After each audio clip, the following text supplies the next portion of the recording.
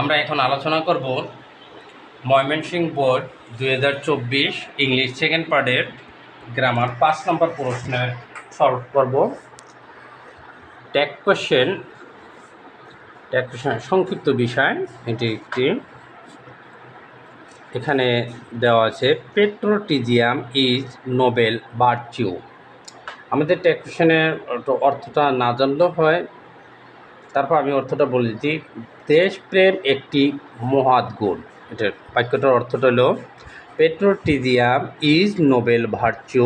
দেশপ্রেম একটি মহৎ গুণ। তবে ট্যাগ কোশ্চেন করার আগে আমাদের কিছু নিয়মগুলি এবং জানতে হবে।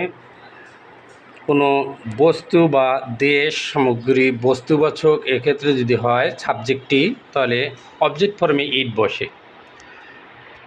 এর আগে আমাদের জানতে হবে বাক্যটায় কোনো হেল্পিং ভার্ব আছে কি না। যদি হেল্পিং ভার্ব থাকে তাহলে আমাদের এই যে ইজ আছে, এখানে ইজটা হেল্পিং ভার্ব। এরপর জানতে হবে বাক্যটা অ্যাফার্মেটিভে আছে না নেগেটিভে আছে। অবশ্যই আমাদের বাক্যটা অ্যাফার্মেটিভে আছে। তোমরা যদি অ্যাফার্মেটিভটা না বুঝো, একেবারে বিশেষ করে এই ভিডিওটা আমি দিচ্ছি দুর্বল স্টুডেন্টের জন্য। অর্থ জানা প্রয়োজন নেই, কোনো কিছু মোটামুটি একটু সামথিং জানলেই হবে। বাক্যটা যদি নট না থাকে তাহলে বুঝবা এটা অ্যাফার্মেটিভ আছে, আর যদি নট না থাকে তাহলে বুঝবা অ্যাফার্মেটিভ আছে, আর নট থাকলে বুঝবা নেগেটিভে আছে। শেষ। তাহলে হেল্পিং ভার্ব থাকলে কোনো কথা নাই। এখানে আমরা আছে হেল্পিং ভার্ব, এই যে ইজ লিখে দিলাম। এরপর সংক্ষেপে এটারে নট কীভাবে লেখে, এখানে তোমরা একটা এন দিবা, কমা এই যে টি, ইজেন্ট। এরপর দেশ যদি বাংলাদেশই যে স্মল কান্ট্রি হইতো তাহলে ইজেন্ট শিব হইতো, কিন্তু এখানে পেট্রোটিজিয়াম স্বদেশ প্রেম, এক্ষেত্রে ইট বসাবা। কেমন, তোমরা কি বুঝছো? আর এখানে যদি এই যে সাবজেক্টটি আছে, এটি একটি বস্তুবাচক বা কোনো নির্দিষ্ট দেশের বা ভূখণ্ডের ভিতরে বোঝাচ্ছে। প্রাণীবাচক দ্রব্য এবং সামগ্রী, এক্ষেত্রে ইট বসে। পরেরটা, which people teach us to love our on country. মানুষ আমাদের নিজেদের দেশকে ভালোবাসতে শেখায়। তাহলে এই পিপল, এটা কি পিপল যে মানে এর দ্বারা কী বোঝায়? লোকজন। তাহলে সাবজেক্টটি যদি প্লুরাল নাম্বার হয়, আমাদের বিশেষ করে একটু খেয়াল রাখতে হবে, সাবজেক্টটি যদি প্লুরাল নাম্বার হয় অবজেক্ট ফর্মে দিয়ে বসবে।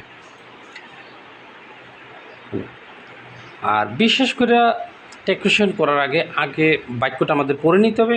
যদি কোনো হেল্পিং ভার্ব না থাকে, আমরা বিশেষ করে হেল্পিং ভার্বগুলো কি আমরা একবার পড়ে নিই।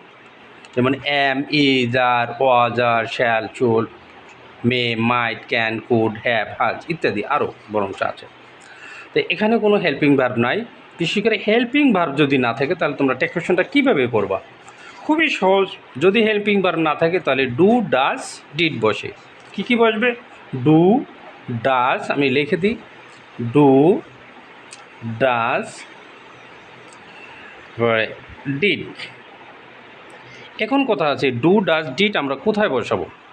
ডু বসাবার যদি প্রেজেন্ট ফর্ম হয়, এক্ষেত্রে যদি সাবজেক্টটি যদি প্লুরাল নাম্বার হয়, যেখানে দে বসে ওখানে বিশেষ করে ডু বসে। থার্ড পারসন সিঙ্গুলার নাম্বার হয়, তা এক্ষেত্রে ডাজ বসে। হ্যাঁ, এরপরে আবার একটা কথা আছে, সেটা সাবজেক্টটি প্লুরাল কিন্তু থার্ড পারসন সিঙ্গুলার নাম্বার, তারপরও যে জায়গায় দে বসে ও জায়গায় ডাজ বসবে না। গেল আমাদের ডু এবং ডাজ। ডিড, ডিডের ব্যবহারটা যখনই দেখব আমরা এই বাক্যটা আছে কি, যদি পাস্ট টেন্স হয় তাহলে ডিড বসবে, পাস্ট টেন্স হলে ডিড বসবে।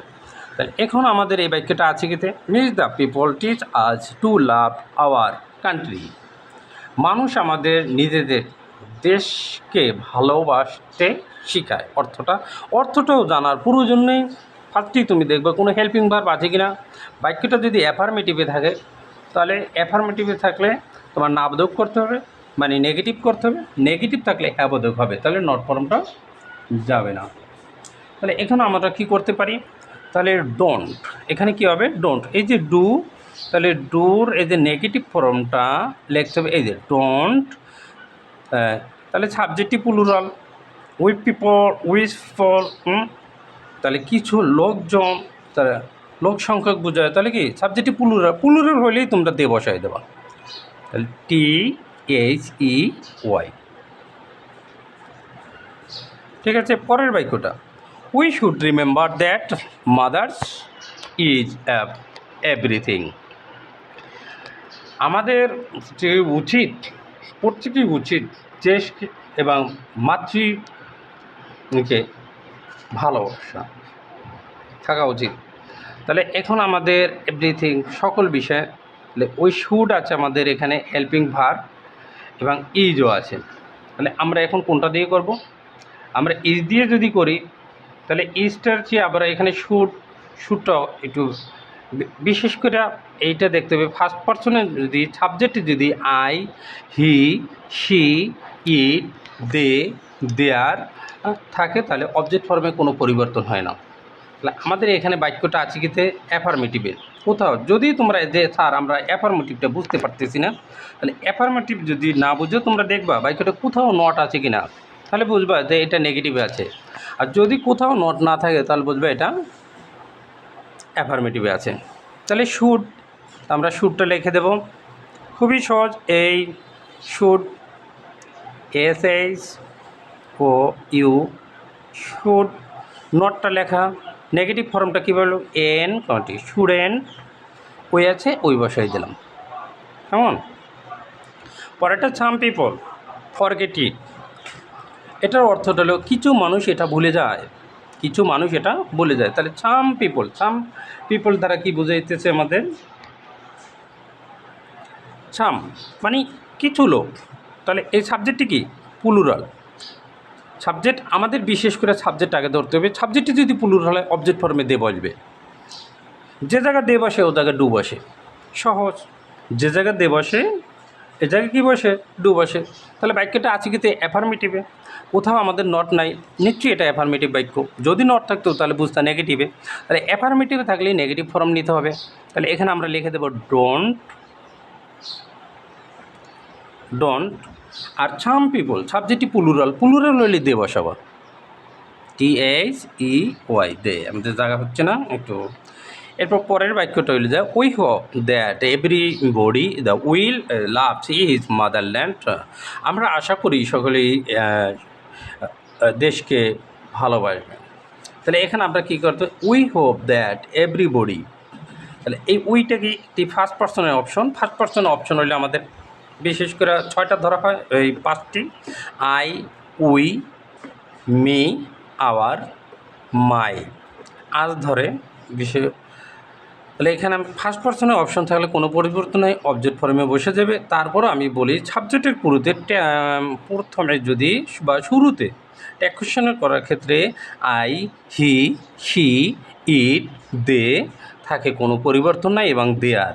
তাহলে আমরা এটা এখন কি করতে পারি, আমাদের এখন করতে হবে বাক্যটা আছে কিতে, অবশ্যই এখানে কোথাও নট নাই, তাহলে বাক্যটা আছে অ্যাফার্মেটিভে।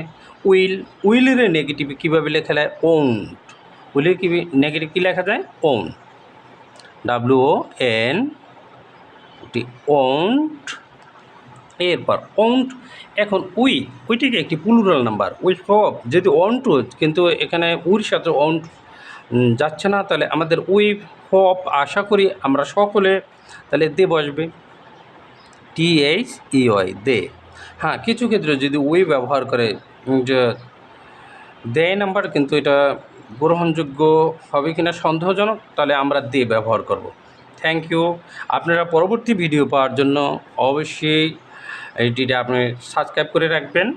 ইনশাল্লাহ যত দুর্বল থাকে না কেন ইংলিশ এবং গণিতে বিশেষ করে ইনশাল্লাহ আমি নিশ্চয়তা দিতে পারছি, আপনি যদি আমার ভিডিওটা দেখেন ইনশাল্লাহ SSC থেকেও আর ফেল করবেন না। Thank you.